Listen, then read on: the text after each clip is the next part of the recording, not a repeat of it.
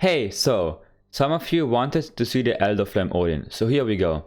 And yes, I know that most of you want to see a Reaver Phantom or a Butterfly Knife, but you have to be patient.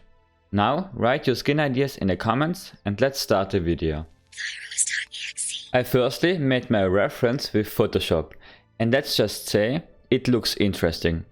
But now we can start with the fun part, the 3D modeling in Blender. I started with creating scales and his fat body. Then I added a sphere. This is the magazine.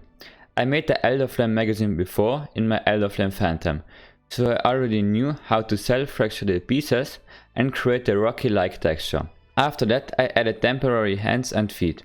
I only want to see the basic shape of the dragon before I continue. This is also called the blockout phase. Then I started creating the head. Last time I struggled with the head and I had to start over a lot of times, but I learned from it.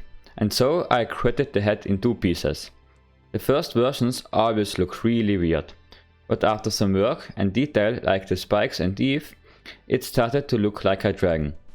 I played around with the head position before I was happy. Now I worked on the feet. I gave them some claws and sculpted the rest. Then I changed the head again. I wanted to make it more unique and I added this horn to his nose. I added claws to the hand. At first there were 3 claws, but now at the end I reduced it to 2 curved claws. Now I made a major rework because I wasn't really happy. I thought the defining factor for an Odin was missing. I'm talking about the belt feeder. I hit the scales to work on the body. I laid out where the belt feeder would go and thought about how I could add it to the dragon without it looking weird. And I came up with chains. A lot of dragons have chains, like in Harry Potter or even in Game of Thrones. And so I worked with that idea. I put some wood between the 2 chains to get different colors. Then I put chains on the neck and the feet to get more details.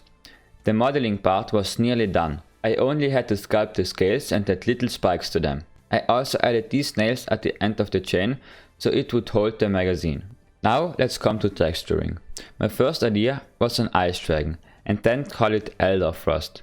But I wasn't really happy with the first versions and so I reused the textures from the Phantom and added them to the dragon.